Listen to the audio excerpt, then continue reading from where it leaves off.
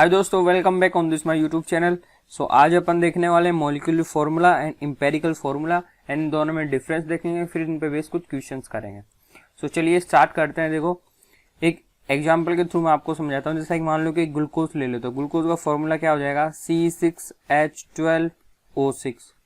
ठीक है, तो ये ग्लूकोज का एक फॉर्मूला है। इसमें देखो आप नंबर ऑफ कार्बन कितने हैं 6, नंबर ऑफ हाइड्रोजन कितने 12 और नंबर ऑफ ऑक्सीजन कितने 6।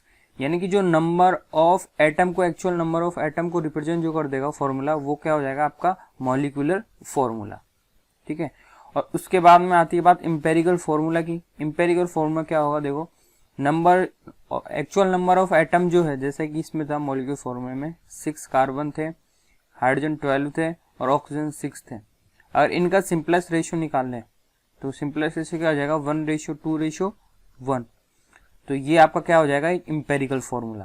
तो इंपेरिकल फॉर्मूला बन के क्या आएगा, देखो C1H2O1। ठीक है, तो ये आपका क्या हो जाएगा, इंपेरिकल फॉर्मूला।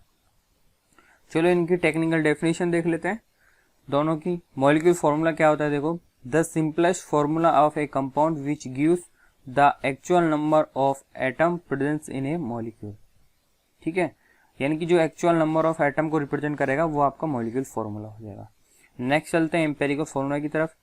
देखो क्या है इसकी definition, the simplest formula A compound which gives the simplest ratio of number of atom present in A molecule. यानी कि जो सिंपलेस्ट रेशियो जो हो जाएगा आपका, वो क्या हो जाएगा, एम्पेरिकल फॉर्मूला। एम्पेरिकल फॉर्मूला क्या होगा, देखो मॉलिक्यूलर जो फॉर्मूला है आपका और एम्पेरिकल फॉर्मूला जो है उसको अगर n से मल्टीप्लाई कर दोगे तो आपको क्या आ जाएगा, मॉलिक्यूलर फॉर्मूला। n क्या है यहाँ पे, जिससे काटा है n एक नंबर है, तो n कहाँ से आएगा, n आपको आएगा मॉलिक्यूलर मास। मॉलिक्यूलर फॉर्मूला का जो मास आएगा उसको डिवाइडेड कर दें एम्पेरिकल फॉर्मूला के मास से। एम्पेरिकल फॉर्मूले के मास से आप इसको डिवाइड कर दोगे तो ये आपको n की वैल्यू आ जाएगी। ठीक है, जैसे आपने यहाँ पे ग्लूकोज लिया है तो ग्लूकोज का मॉलिक्यूलर फॉर्मूला का मास कितना हो जाएगा, 180। ठीक है, डिवाइडेड बाय एम्पेरिकल फॉर्मूला का मास कितना होगा, देखो ये आपका एम्पेरिकल फॉर्मूला, इसका हो जाएगा 30। तो डिवाइडेड बाय आप 30 कर दोगे तो कितना निकल के आएगा, 0 से 0 कैंसिल, 3 से 18 निकल के 6 बार, यानी कि 6 आपका आंसर आ जाएगा। n की वैल्यू यहाँ पे कितनी आएगी, 6। तो देखो यहाँ पे फिर से निकाल सकते हैं मॉलिक्यूलर फॉर्मूला। एम्पेरिकल फॉर्मूला क्या था आपका, C1H2O1। इसको आप किससे मल्टीप्लाई करोगे, 6 से। अगर आप इसको 6 से कर दोगे तो वापस बन जाएगा C6H12O6। तो फिर से आपका मॉलिक्यूलर फॉर्मूला बन जाएगा। तो ऐसे आप निकाल सकते हो एम्पेरिकल फॉर्मूला से मॉलिक्यूलर फॉर्मूला। ठीक है, अब इस पे बेस कुछ क्वेश्चन देख लेते हैं। देखो पहले यहाँ पे स्पेस क्रिएट कर लेता हूँ मैं।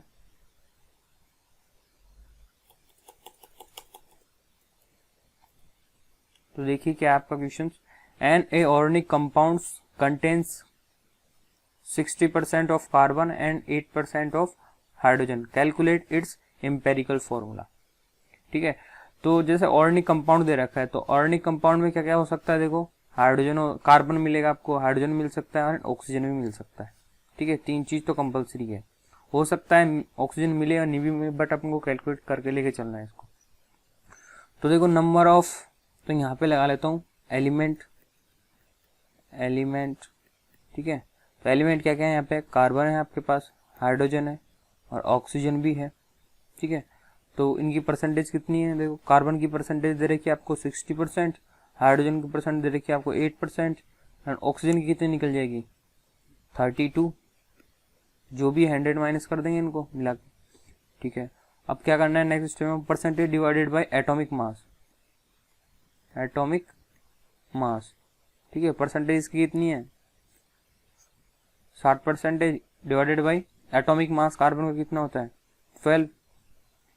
उसके बाद में हाइड्रोजन के बारे में, हाइड्रोजन की परसेंटेज है 8% डिवाइडेड बाई उसका एटॉमिक मास 1।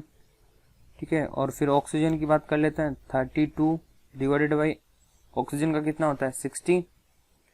तो देखो इसको काट दो, अब ये कट गया आपका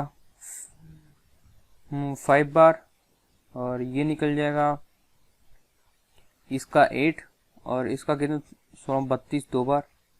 ठीक है, तो ये जो आपका आ गया एक रेशियो। अगर रेशियो सिंपलेस्ट रेशियो में नहीं है तो सिंपलेस्ट रेशियो में कन्वर्ट कर लेना इसको। तो नेक्स्ट जो आएगा आपका सिंपलेस्ट रेशियो, तो इसका तो 5, इसका 8 और इसका 2, ये एक सिंपलेस्ट रेशियो है।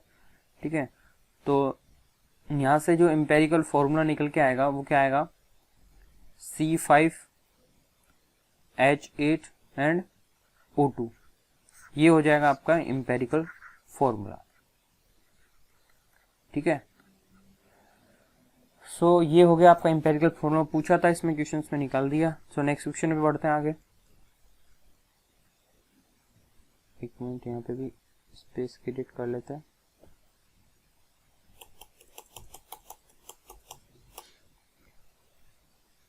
सो देखिए क्वेश्चन क्या है, 9.8 gram of organic compounds contain 3.6 gram of carbon and 0.7 gram of hydrogen and 1.4 gram of nitrogen and rest oxygen, calculate its empirical formula.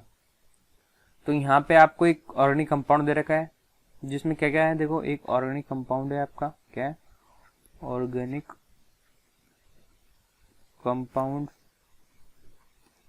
Organic compound में देखो कितना ग्राम है टोटल, 8.9 ग्राम। इसमें क्या क्या है आपके पास, आपके पास कार्बन है, कितना है 33.6 ग्राम।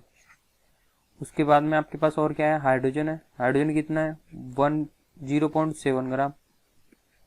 ठीक है, और इसके बाद में आपके पास क्या है, नाइट्रोजन, नाइट्रोजन कितना है 1.4 ग्राम। और ऑक्सीजन भी हो सकता है, ऑक्सीजन भी है। तो यानी कि इसको अगर कैलकुलेट टोटल कर लो और 8.9 में से इसको माइनस कर दो, सो कितना बच जाएगा, देखें यहाँ से 32, 3.2 ये बच जाएगा आपका। सो ये हो जाएगा आपका ऑक्सीजन। ठीक है, इतना ग्राम आपके पास कार्बन है, इतना ग्राम आपके पास हाइड्रोजन और इतना ग्राम आपके पास नाइट्रोजन है और इतना ग्राम आपके पास ऑक्सीजन है। सो अब यहाँ पे देखो ये आपको दे रखे हैं मास, तो आपको मास से क्या निकालना है, यहाँ से आपको मोलर मास निकाल लो, मोल निकाल लो इनके। तो कितना हो जाएगा 3.6 डिवाइडेड बाई इसका कार्बन का कितना होता है 12, और इसके बाद में 0.7 एटॉमिक 1, नाइट्रोजन के लिए 1.4 डिवाइडेड बाई नाइट्रोजन का कितना होता है 14, और 3.2 ग्राम डिवाइडेड बाई ऑक्सीजन का कितना होता है 16।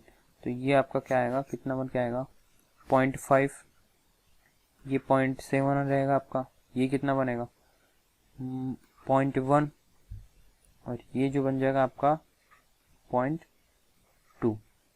सो इसका सिंपलेस्ट रेशियो कितने, 5, यहाँ से 7, यहाँ से 1 और यहाँ से 2। तो इसका एम्पेरिकल फॉर्मूला क्या हो जाएगा आपके पास, C5H7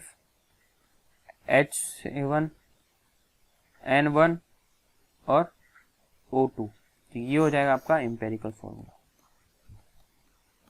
ठीक है, सो ये यहाँ पे अपन मोलो का जो सिंपलेस्ट रेशियो होता है वो भी क्या रिप्रेजेंट करता है, एम्पेरिकल फॉर्मूला को रिप्रेजेंट करेगा।